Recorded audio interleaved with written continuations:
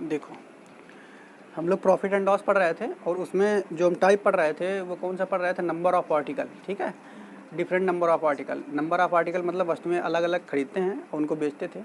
उसके अलावा हम उनका क्या करते थे, दोनों का नंबर ऑफ आर्टिकल बराबर कर लेते थे, उसी आधार पर हम लाभ और हानि की गणना करते थे, है ना। आज भी उसी टाइप का ही क्वेश्चन है, परंतु इसमें है क्या कि इसमें जो खरीदने वाला मूल्य है वो दो होंगे, यानी परचेजिंग जो रेट होगी वो दो होगी, बाकी जो बेचने वाला रेट होगा वो एक होगा। तो ऐसे क्वेश्चन पर हम लोग डील करते हैं। देखो, पहला क्वेश्चन दिया है इसमें, मतलब 47वां नंबर है। कह रहा है एक व्यक्ति 60 रुपये में 20 संतरे के दर से कुछ संतरे तथा, ठीक है, तथा उतने ही संतरे 60 रुपये में 30 संतरे की दर से खरीदता है। पहले क्या कह रहा है, देखो परचेजिंग जो रेट है हम इसे शॉर्ट में लिख दे रहे हैं। पहले क्या करता है, देखो वो 60 रुपये में 20 संतरे की दर से 20 संतरे की दर से कुछ संतरे खरीदता है, ठीक है। और साथ ही देखो 60 रुपये में 20 संतरे यानी खरीदना जितने खरीदा होगा उतने ही फिर क्या करता है साथ में 60 रुपये में 30 संतरे की दर से खरीदता है। देखो पहले तो 60 रुपये में 20 संतरे खरीदा, अब फिर खरीदा गया तो 60 रुपये में दूसरी दुकान से लिया होगा, वहाँ जा करके क्या मिल रहा, देखा कि अरे यहाँ पे तो 60 रुपये में 30 संतरे मिल रहे हैं। मेरी बात समझ पा रहे हो कि नहीं, कभी कभी ऐसा होता है कि नहीं। देखो ठीक, इसको हम थोड़ा दूर लिख दे रहे हैं, ठीक है। यानी परचेजिंग जो रेट है वो दो दिए गए हैं। कितने दिए गए हैं, दो। यानी 60 रुपये में पहले 20 खरीद लिया, आगे चल के देखा अरे वो सस्ते लगे हैं, देखा कि अरे यार ये दुकान में तो वो सस्ते लगे हैं, 60 रुपये 30 मिल रहे हैं, तो कहा चलो और यहाँ से खरीद लीजिए जाए, वहाँ से ठगी आए तो कोनो दिक्कत नहीं, दूसरी जगह से खरीद लीजिए। तो पहले 60 रुपये 20 खरीदा, लेकिन आगे जब चला तो देखा कि यार 60 रुपये 30 मिल रहे हैं, तो 60 रुपये 30 और खरीद लिया, तो दो परचेजिंग रेट हो गए यहाँ पे। अब फिर क्या कह रहा है आपसे, फिर कह रहा है तथा उनको मिला करके 60 रुपये में 25 संतरे की दर से बेच देता है। अब जब बेचेगा तब तो 60 रुपये में, ठीक है, 60 रुपये में कितने संतरे की दर से बेच रहा है, 25 संतरे की दर से उनको बेच देता है। क्लियर, ठीक है। तो ये तुम्हारा बेचना सेलिंग प्राइस, सेलिंग रेट लिख देते हैं हमेशा, ठीक है। क्लियर, प्राइस तो वो बाद में निकालेंगे। इतनी चीज़ें आपको दी गई। तो अब ऐसे क्वेश्चन के लिए आपको क्या करना होता था, हमने आपको बताया था इनको बराबर करना होगा। लेकिन यहाँ पे आपको थोड़ा सा ये ध्यान रखना है कि यहाँ आप देखोगे क्या कि इनको हम अगर काट के थोड़ा वैल्यू छोटा कर लें तो हमारा काम बन जाएगा, क्योंकि हो ऐसे भी जाएगा लेकिन ऐसे गणना थोड़ी कठिन हो जाएगी, ठीक है, कैलकुलेशन ज़्यादा हो जाएगी। तो क्या करेंगे, इसका एक शून्य काट देंगे, इसका एक शून्य काट देंगे, ठीक, इसका एक शून्य काट देंगे, इसका शून्य काट देंगे। यानी क्वेश्चन हमारा ये बन गया, देखो इधर क्या बन गया कि 6 रुपया में 2 संतरे खरीदते हैं। मेरी बात समझ पा रहे हैं, 6 रुपया में 2 संतरे खरीदता है पहले, अब फिर क्या करता है 6 रुपया में 3 संतरे खरीदता है। मेरी बात समझ पा रहे हैं कि नहीं। इसको सॉर्ट करने के लिए हमने बना दिया। अब चाहो तो आप इसको भी सॉर्ट कर सकते हो। तो इसको अगर सॉर्ट करोगे तो बेचने की बात अगर आएगी तो इसको काट लो आप, ठीक है, तो 12 आ जाएगा यहाँ, ठीक है। इसको अगर आप काटोगे तो ये भी संतरे हैं, तो 5 25 5, ठीक है। मेरी बात ये हमने को काटा क्यों, ये इसलिए काटा कि कैलकुलेशन हमारी कठिन जटिल ना हो जाए, ठीक है। नहीं तो आप ऐसे भी निकाल सकते हो, वो भी आप आपको बताएंगे। तो अब देखो क्या करेंगे बच्चा लोग, यहाँ पे समझिए। अब हम क्या करेंगे, 5 3 2 इसका एलसीएम निकालेंगे। क्या निकालेंगे इनका, 5 3 और 2, यानी एलसीएम का मतलब होता है वह छोटी से छोटी संख्या निकालेंगे जो कि 5 से भी कटे, 3 से भी कटे और 2 से भी कटे। तो देखो यहाँ पे 5 3 और 2 का एलसीएम जब निकालेंगे, हम यहाँ लिख देते हैं 2 3 5 का एलसीएम, ठीक है, वो निकालेंगे तो कितना आ जाएगा, लगभग 30 आ जाएगा, ठीक है। कितना आ जाएगा बच्चा, 30। बात समझ पा रहे हैं। या अगर ऐसे ना कुछ बुझाए तो तुम क्या कर लो, 2 गुणा 3 गुणा 5 ऐसे भी कर सकते हो, ठीक है। तो अब देखो यहाँ पे 30 आ गया, तो अब हम कैसे करेंगे इसको, यहाँ पे देखो हमें इसको 30 बनाना संतरे, ठीक है। कितने बनाने हैं इसको, जितना एलसीएम आया है उतना इधर बनाने होंगे। बात समझ पा रहे हैं। देखो जब एक मान रहता था ना तब भी आप एलसीएम लेते थे, लेकिन वहाँ पे हम क्या कर देते थे, नीचे वाले का गुना डायरेक्ट ऊपर कर देते थे, ऊपर वाले का नीचे कर देते थे। लेकिन यहाँ पे दो कॉस्ट प्राइस आ गया, मतलब परचेजिंग प्राइस आ गया और एक ही आ गया। तो एलसीएम आप जब लोगे तो आपको करना क्या, इसको और इसको, जो पहला तुम्हारा प्राइस है ना परचेजिंग प्राइस, इसको तुम्हें एलसीएम के रूप में बदलना पड़ेगा। किसके रूप में बदलना पड़ेगा, एलसीएम के रूप में। तो एलसीएम कितना आया है, 30। बात समझ पाए। तो इसको 30 बदलने के लिए, 2 को 30 बदलने के लिए क्या करना पड़ेगा, इधर 15 से गुणा करना पड़ेगा। बात समझ पाए। और 3 को अगर 30 में बदलना है तो 10 से गुणा करना पड़ेगा। मेरी बात समझ पा रहे हो कि नहीं, ठीक है, ध्यान समझते रहना। हमने क्या बताया, और इसमें अभी ना करना बिल्कुल, इसको भी 30 अभी नहीं बदलना है आपको। क्यों नहीं बदलना है ये आपको अभी हम समझाएंगे।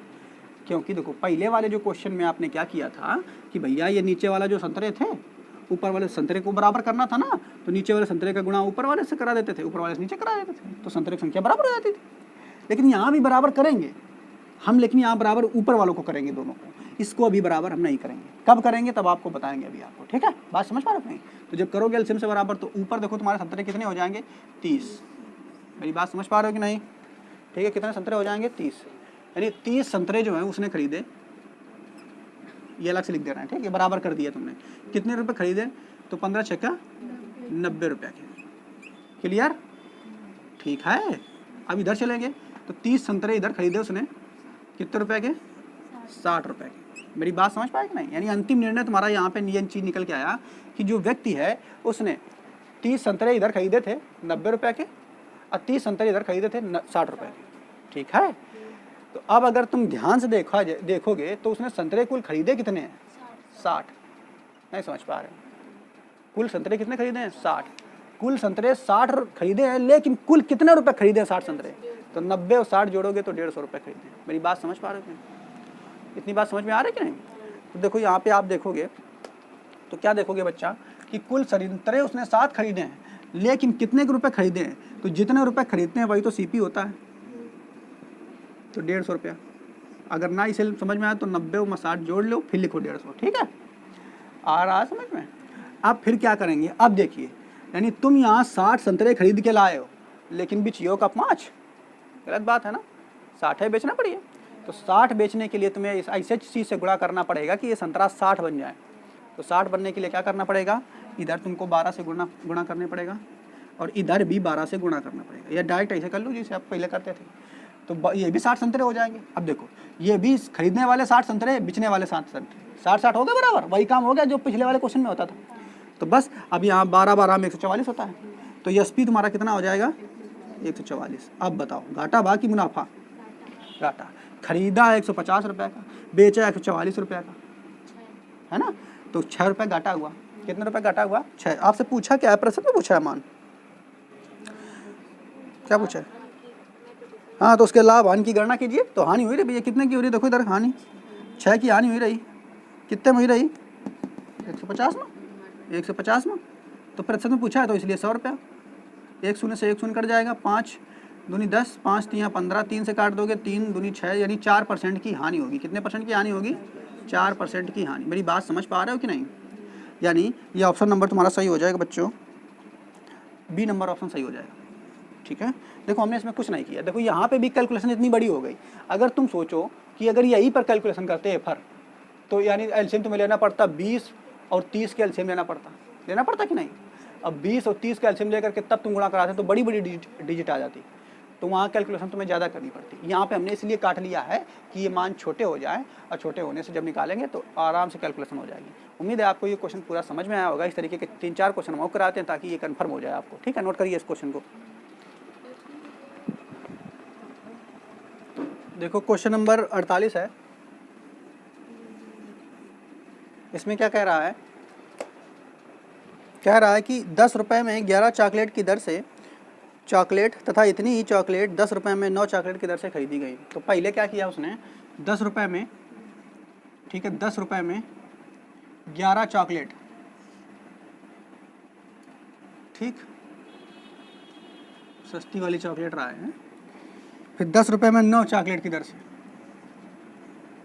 10 रुपये में 9 चॉकलेट की दर से कुछ चॉकलेट उसने खरीदी, ठीक बच्चा। तो ये तो तुम्हारा परचेजिंग रेट हो गया, ठीक। और जब बेचता है तो कैसे बेचता है, देखो 1 रुपये प्रति चॉकलेट, यानी 1 रुपये की एक चॉकलेट बेचता है।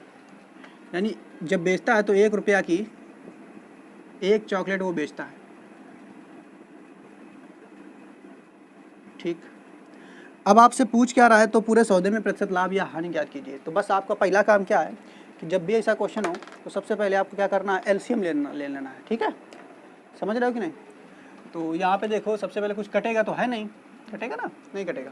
तो एलसीएम तुम्हें यहाँ पे तीनों को लेना, 1, 9 और 11। तो 1, 9 और 11 का जब एलसीएम लोगे तो 99 निकल के आएगा। कितना निकल के आएगा, 99। समझ पा रहे हो ना?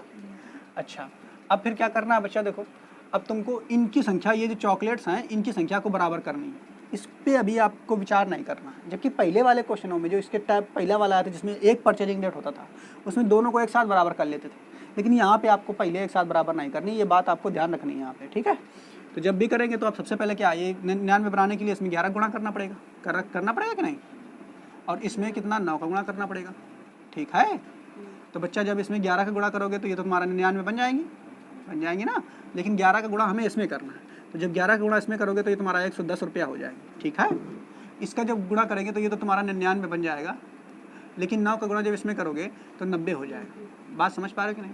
यानी आपको भी यहाँ पे पता चला कि जब पहले चॉकलेट खरीदने गया तो 90 रुपये की 99 खरीदा है, और दोबारा जब खरीदा है तो 110 रुपये की 99 खरीदा है। मेरी बात समझ पा रहे हो? क्लियर? तो टोटल अगर चॉकलेट की बात की जाए तो टोटल चॉकलेट उसने खरीदी कितनी, तो टोटल अगर चॉकलेट यहाँ से तुम निकालोगे तो टोटल कितनी खरीदी, तो 198, 198 चॉकलेट खरीदी। अब कितने रुपए की खरीदी है टोटल, तो इसको जोड़ोगे तो 190 में 200 रुपये की, कितने रुपए खरीदी है वो, 200 रुपये की। मेरी बात समझ पा रहे हो कि नहीं? यानी आपको अब अंततः ये पता चल गया कि 200 रुपये की चॉकलेट खरीदी है, 198 चॉकलेट खरीदी है। मेरी बात समझ पा रहे हो कि नहीं? यानी आपका अगर हम बात करें सीपी की, तो सीपी निकल के आ गया बच्चा 200 रुपया। कितना निकल के आ गया है, 200 रुपये। मेरी बात समझ पा रहे हो ना? सीपी तो निकल के आ गया, लेकिन हमें एसपी निकालना है। तो जब 198 चॉकलेट खरीदी हो तो 198 चॉकलेट बेचने भी पड़ेंगी। तो भैया बेचने के लिए इसमें 198 का गुणा करना पड़ेगा कि नहीं, तभी तो 198 चॉकलेट बनेंगी। अगर इधर 198 गुणा किया है तो उधर भी करना पड़ेगा, हैं, तभी तुम्हारा 198 रुपया हो जाएगा। ये क्या हो जाएगा बेटा, 198 रुपये। मेरी बात समझ पा रहे हो कि नहीं? यानी अब यहाँ से आपको ये समझ में आ गया कि 198 चॉकलेट 198 रुपये बेची, ठीक है। यानी तुम्हारा एस पी जो निकल के आ गया बच्चा 198 निकल के आ गया। तो अब तुम्हें देखते ही पता चल जाएगा कि उसको हानि हो रही है। भैया 200 रुपये की चॉकलेट खरीद के लाया है और बेच रहा है 198 की, तो हानि नहीं हुई उसे, तो हानि हुई है। तो निकालेंगे कितनी हानि हुई है, तो यहाँ पे 2 रुपये की हानि हुई है। कितने में, 200 में, कितने में, 200 में, और गुणा 100 में कितने % की हानि हुई है, ठीक है। तो काट देंगे उसको, ये शून्य से ये शून्य कट जाएगा, ये काट देंगे तो कितना आ जाएगा, 1% की उसको हानि हुई है। मेरी बात समझ पा रहे हो कि नहीं? ठीक है। तो जो कि ऑप्शन नंबर दिया है तुम्हारा loss of 1%, option number A सही है, तो इसको आप बना दीजिए, ठीक है। देखो क्वेश्चन नंबर अगला है 49 नंबर, इसको समझिए। कह रहा है एक व्यक्ति कुछ वस्तुओं को 5 वस्तु प्रति रुपए की दर से खरीदता है, यानी 1 रुपये में 5 वस्तु खरीदता है, ठीक है। ये बात समझ पा रहे हो ना? 1 रुपये में 5 वस्तु की दर से कुछ वस्तु खरीदा उसने। आगे फिर क्या कह रहा है, तथा उतनी ही वस्तु को 4 वस्तु प्रति रुपए की दर से खरीदा। यानी फिर से उसने क्या किया, 1 रुपये में 4 वस्तु। ये लाइन सबको समझ में आ रही है ना? आगे फिर क्या करें, ये खरीदने वाला काम हो गया, तो तुरंत यहाँ पे आप लिख लीजिए, थोड़ा दूर लिख दें ताकि कैलकुलेशन करनी पड़ेगी। 1 रुपये में 4 वस्तु, ठीक है। ये सब जो पॉइंट आया है ये सेलिंग परचेजिंग रेट वाला है, ठीक है। 2 चीज़ें हैं। आगे फिर क्या कह रहा है उसने, दोनों वस्तुओं को मिला दिया उसने और उन्हें 2 रुपये में 9 वस्तु की दर से बेच दिया। क्या किया उसने, दोनों को मिला दिया और क्या किया, 2 रुपये में 9 वस्तु की दर से बेच दिया, ठीक है। अब क्या कह रहा है, इस सौदे में उसे 3 रुपये की हानि हुई, तो उसने कुल कितने वस्तुएं खरीदी। यानी क्या कह रहा है, इस सौदे में उसे कुल जो हानि हुई है ना, 3 रुपये की हानि हुई, ठीक है। ये कह रहा है 3 रुपये की हानि हुई। अलग से इसको लिख लेना है आपको, आगे तुम हानि अपने हिसाब से निकालोगे भी, ठीक। अब ऐसा जब क्वेश्चन है तो आपको सबसे पहले हमने आपको बताया है कि ये जो 3 चीज़ें हैं, या ये बात याद रखना, एलसीएम जो लेंगे 9, 4, 5, इनको तीनों का लेना, सभी वस्तुओं का एलसीएम लेना, ये याद रखना। तो 9, 4, 5, 9, 4, 5 का एलसीएम लासा निकालोगे, तो लासा देखो क्या करना है आपको, डायरेक्ट गुणा ना कर देना है। गुणा कर दोगे तब भी लासा आ जाएगा। आपको क्या करना है, गुणा करके लिख लेना चाहो ऐसे, 5, 4, 5 गुणा 9, यही तो लासा होगा, बताओ भाई, है। तो लासा अगर वैसे भी निकालोगे तो यही तो काम करते, लास्ट में गुणा कर देते। तो हमने डायरेक्ट गुणा के रूप में लिख दिया, गुणा नहीं किया। क्यों नहीं किया ये भी अभी आपको बताएंगे, क्योंकि गुणा करोगे तो फिर तुम वही काम करोगे काट पीट के, ठीक है। तो गुणा नहीं करना आपको, लासा ही निकल के आया कि नहीं। यानी अब आपको करना क्या है, ये जो 5 वस्तुएं हैं इनको बदलना काय में है, 5 गुणा 4 गुणा 9 के रूप में, इस रूप में बदलना है कि नहीं। तो इसके लिए तुम्हें क्या करना पड़ेगा, देखो इधर इसमें किसका गुणा कर दें कि ये इस रूप में बदल जाए, तो देखो 5 तो पहले से है, 5 है ना पहले से, देखो 5 पहले से है ना इसमें, तो इसमें किसका गुणा कर दें, 4 गुणा 9 का कर दें। नहीं बात समझ पाए? अरे भाई हमें ये एलसीएम को उस रूप में बदलना है। देखो 5 गुणा 4 गुणा 9 नहीं हो गया। अरे अगर वैसे करते तुम इसको निकाल के गुणा करके करते, तब फिर पहले 5 से भाग लगाते हो फिर वो करते हो, तो क्या ये काम करने की जरूरत है ना। डायरेक्ट आप देखो एलसीएम निकालोगे तो 4 गुणा 5 गुणा 9 आ गया। अब तुम्हें इसको बदलना है ना, तो इसको भी एलसीएम के रूप में बदलना है, तो 5 तो पहले से था, गुणा किसका कराना पड़ेगा, 5 को छोड़ के 4 9 का गुणा करा दो बस। इधर देखो, इधर किसका गुणा कराना, तो 4 तो पहले से है, तो 5 और 9 का गुणा करा दो, ठीक है। अब अगर ये तो आपको समझ में आ गया ये, यानी 9 और 4 का गुणा कराएं तो 9 चौका 36, 36 का गुणा कराना पड़ेगा। हम डायरेक्ट हटा रहे हैं, इधर लिख देते ताकि समझ में आ जाए भाई, 36 का इधर गुणा कराना पड़ेगा इधर, ठीक बराबर, यानी 36 एक है जगह आपको याद कर लो, ठीक है। ताकि हम लिख देनी ताकि 36 का गुणा कराना पड़ेगा, अब उधर 9 अपना 45 का गुणा कराना पड़ेगा, ठीक है, क्लियर। अच्छा अब देखते हैं बच्चा, अब इधर जब इसका गुणा कराओगे, ठीक है, तो 36 का गुणा जब 1 में कराओगे तो कितना प्राप्त होगा आपको बच्चों, 36 रुपया प्राप्त होगा। मेरी बात समझ पा रहे हो कि नहीं, 36 का गुणा जब 1 में कराओगे तो तुम्हें 36 रुपये प्राप्त होगा, क्लियर। अब 36 का गुणा जब 5 में कराओगे तो 6 पंचे 30 क्या है 0 हासिल 3 और 5 3 15 और 3 18, 180 आ गया, ठीक है। अब इसका 4 का गुणा 45 में कराओगे तो 5 चौके 20 क्या है 0 हासिल 2, 4 चौके 16 और 2 18, ठीक है। बात समझ पा रहे हो कि नहीं। और इधर 45 का गुणा जब 1 में कराओगे तो इधर बच्चा 45 ही आ जाएगा। बात समझ पा रहे हो ना, ठीक है। अब देखो यहाँ पे अगर आप ध्यान से देखोगे आप कि यहाँ से तुम्हें क्या मिल जाएगा, तुम्हें यहाँ पे सीपी मिल जाएगा और टोटल वस्तुएं कितनी हो जाएंगी, तो टोटल कितनी वस्तुएं तुमने खरीदी हैं, तो यहाँ पे इसको ऐड कर लो, तो 180 में जोड़ोगे तो 360 वस्तुएं खरीदी हैं। कितने रुपये में खरीदी हैं, तो इनको जोड़ोगे तो कितना आ जाएगा 81 रुपये, ठीक है। समझ पा रहे हो कि नहीं, यानी 81 रुपया में 360 वस्तुएं खरीदी हैं। मेरी बात समझ पा रहे हो कि नहीं। यानी यहाँ से अगर आप देखोगे तो सीपी जो बच्चा निकल के आएगा तुम्हारा 81 रुपये निकल के आ जाएगा, यानी सीपी निकल के आ जाएगा 81, क्लियर। सीपी तो निकल आया, अभी हमें एसपी निकालना पड़ेगा। तो यानी एसपी में तुम्हारा दिया क्या है बच्चा, इसने दिया है कि 2 वस्तुएं जो है खरीद बेचता है 9 मतलब 2 रुपया में 9 वस्तुएं बेचता है। तो तुम 9 कहाँ बेच रहे हो, 360 जब खरीद के लाए तो 9 कैसे बेच दियो, तो इसको भी 360 बनाना पड़ेगा ना। 360 बनाने के लिए आपको क्या करना पड़ेगा, इसमें 40 का गुणा, हाँ 40 का गुणा करना पड़ेगा, ठीक है। इसका गुणा करना पड़ेगा 40। मेरी बात समझ पा रहे हो कि नहीं। अगर ये ना निकाले पाओ तो 9 का भाग 360 में दे दियो, पता चल जाए कितने गुणा करना पड़ेगा, ठीक।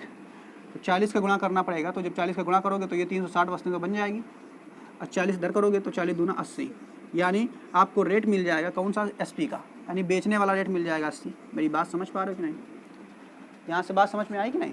अब यहाँ पे आप देखो क्या क्या मिल रहा है, खरीद के लाया है भैया 81 के, अब बेच रहा है 80 के, तो 1 रुपये हानि हुई रही कि नहीं, 1 रुपये हानि हुई रही कि नहीं, ठीक है। अब 1 रुपये की अगर हानि हुई रही, कितनी वस्तुओं पर हुई रही, देखो 360 वस्तुओं पर, तो इसको आप लिख लो चाहो तो 360 ऐसे लिख लो, 1 रुपये की हानि होती है 360 वस्तुओं पर। मेरी बात समझ पा रहे हैं, 1 रुपये की हानि होती है 360 वस्तुओं पर, यानी जब 360 वस्तु बेच लेता है तब उसको 1 रुपये की हानि हो जाती है। तो भैया आपसे पूछा कि 3 रुपये की हानि होती है, तुम कह रहे हो 1 रुपये की हानि होती है, तो 3 रुपये की हानि बनाने के लिए हमें 3 का गुणा करना पड़ेगा कि नहीं। तो 3 का गुणा इधर कर दो, 3 का गुणा उधर कर दो, करोगे तो ये 3 रुपये की हानि होगी कितने रुपये में, कितनी वस्तुएं बेचने पर, 3 का गुणा कर दोगे 1080, यानी 1080 वस्तुएं बेचने पर उसको 3 रुपये की हानि होगी। तो आंसर हो जाएगा 1080। उम्मीद है ये भी क्वेश्चन आपको समझ में आया होगा। इसका ऑप्शन नंबर सही है बच्चा, डी नंबर ऑप्शन इसका सही है, इसको आप लिख लीजिए फटाक से, ठीक है। देखो क्वेश्चन नंबर 50वां है, इसमें कह रहा है कृष्णन ने कुछ वस्तु 10 रुपये प्रति वस्तु की दर से तथा उतनी ही वस्तु 14 रुपये प्रति वस्तु की दर से खरीदी। यानी कुछ वस्तु 10 रुपये, ठीक है, 10 रुपये प्रति वस्तु यानी एक वस्तु, तथा 14 रुपये प्रति वस्तु की दर से खरीदी, ठीक है।